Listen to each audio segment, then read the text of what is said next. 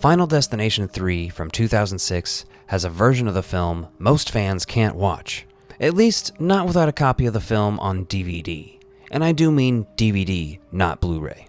It's a special feature titled Choose Their Fate that lets the viewer take the action into their own hands by playing a sort of game of chance during certain scenes in the movie, changing the outcome of characters' deaths and the events of the entire film.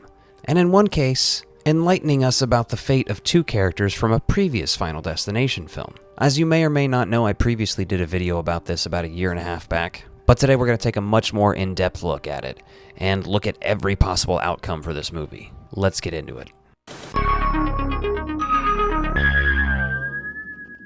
So initially I thought that this special feature was just a unique way to package deleted scenes, but when you play it or watch it this way, it becomes clear that this was planned in advance for the shoot. I think the alternate scenes on the DVD will be really appealing because it's just something that's never been done before, and I think that just that alone is really exciting. The actors were even aware of what they were participating in. The team behind producing this DVD had to collaborate with the director during production. And not just in a behind-the-scenes footage and some talking heads interview type of way. They always do that sort of thing, but this was unique. Let's pop the DVD in and take a look. The Carnival Fortune Teller theme for the DVD is super cool. This menu is just awesome for this version of the film. And when you select the Choose Their Fate feature, you get a sort of how-to and introduction from a fortune teller woman who's off screen. Would you save innocent strangers from their final destination? Interestingly enough, she's voiced by Kristen Cloak, who played Miss Luton in the first film in the franchise. At several key points, you will be asked to make a decision with mortal consequences. And she's also married to writer Glenn Morgan. The first chance to change the movie comes when the gang of teenagers is about to get on the roller coaster, and they decide to flip a coin for who gets the seat up front. You're then presented with the option to either select heads or tails. If you select heads, the movie continues on with the theatrical cut as we know it. She has her vision, select people get off the ride, and the rest of the plot unfolds. If you select tails, her vision happens during the coin toss instead of after she's already sat down on the coaster. What are you doing? Not getting on the ride. Nobody is getting on. We're gonna miss. No, I saw it, okay? It's gonna crash. Wendy, you're freaking everybody out. No, we're getting off now. In this version, Wendy and her friends actually leave outside, while the rest of the people who get off in the theatrical version instead die in this crash. Then we get a little epilogue written about each of them and what they went on to do with their lives. Honestly, this is definitely the worst ending for this movie. Carrie dumps Kevin the next day after the accident, enrolls at Berkeley, and drops out to travel the world, and is now a groupie for Doctors Without Borders. Well, Jesus Christ, that's weird. That's a lot of weird. After the accident, Kevin is obsessed with Wendy. She gets a restraining order against him and he joins the army and goes to Iraq. He's discharged after an incident where he flipped 3 coins that landed on heads and his platoon is ambushed or whatever. Now he's back in McKinley. Again, that's pretty weird. That's weird stuff. These are very weird descriptions. Jason studies a bunch of different religions and yoga and starts a cult. Straight up, that guy starts a cult. Why haven't we killed him? Kill him now. Like, I'm glad this isn't canon. This is fucking weird. Wendy accepts that she has a gift now and advises politicians, celebrities, and police stations. Her present whereabouts are unknown. Robert Stack straight up should have narrated this. This is the shortest version of the film without a doubt, but once the credits roll, it does ask you if you you picked differently.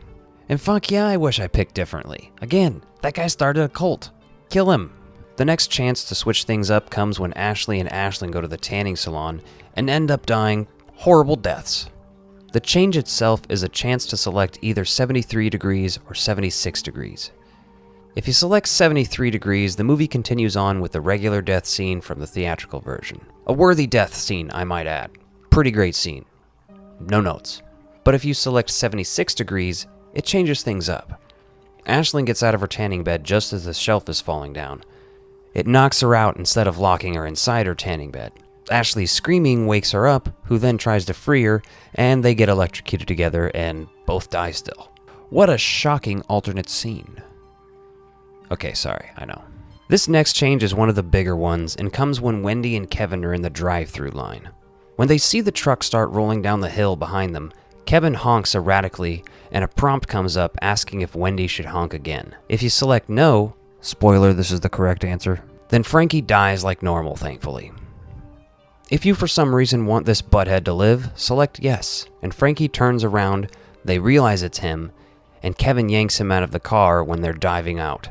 We see him getting loaded into the back of an ambulance because apparently he hurt his neck and is being a drama queen. And this one actually has a kind of bonus question added later if you continue watching this version. Later on, after they exit the police station and they're discussing everything that's happened, Kevin sees Frankie in the back of a police car and we're asked, was Frankie worth saving? If you select no, the movie continues on without another mention of this character. If you select yes, the movie shows a lot of the footage from his camera, the night of the accident, a confession where he talks about trying to change. It also features lots of footage of him creeping on women, which is what gets him arrested at a coffee shop after they set him up with an undercover cop. It's really interesting, but it's not as cool as an alternate death scene. Our next change of fate comes when Wendy and Kevin look at the photos and a question comes up to ask, should Wendy have another look?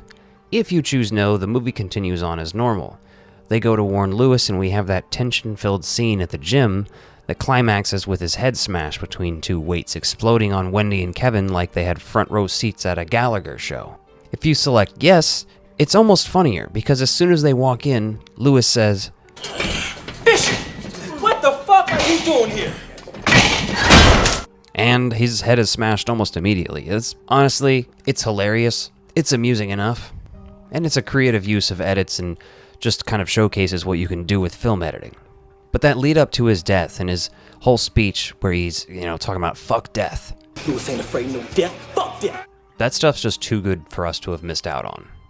Next up, there's the scene where Kevin and Wendy go to talk to McKinley and Aaron at the hardware store. When he's talking to the pigeons, we get another option. Fire a kill shot or a warning shot.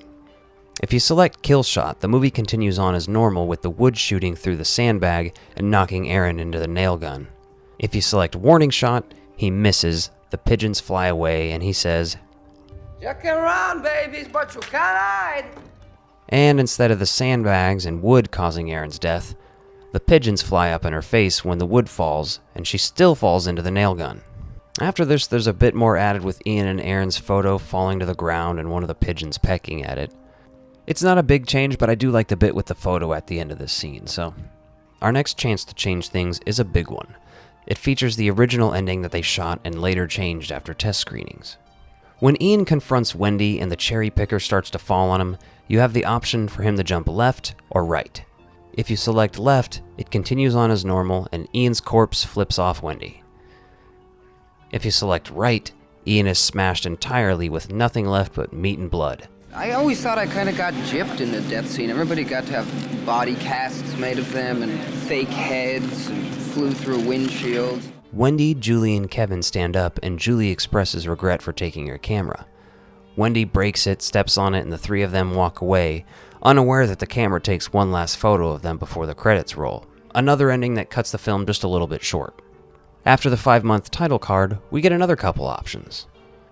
This first one isn't so much a change as it is information about the characters in Final Destination 2. I talked about this in the video I just did for 2, but essentially they get pulled into a wood chipper and die a very horrible death. However, in Final Destination Bloodlines, Bloodworth does mention that you should subscribe to the channel if you haven't already, and maybe check out the Patreon if you're interested. Wait a minute. No, he mentions that Kimberly defeated death with new life, so her death here doesn't seem to be canon anymore in the wood chipper. I do find this interesting, but it's not really anything to write home about. On the train, we get one more chance to change things. If you have Wendy not check the map, the movie continues on as normal with her premonition and the film ending with a black screen and train crash sounds. If you have her check the rest of the map, the train crashes like we see in her premonition in the theatrical ending, but this time, when she's hit, the movie doesn't flash back and instead shows us the credits here.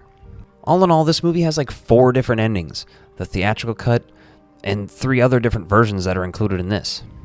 Personally, I do think the theatrical ending is the best outcome for this movie. The Choose Their Fate feature is a fun and unique experience, especially if you're a big fan of the franchise and you're just like wanting more out of it, but there's nothing coming out right now.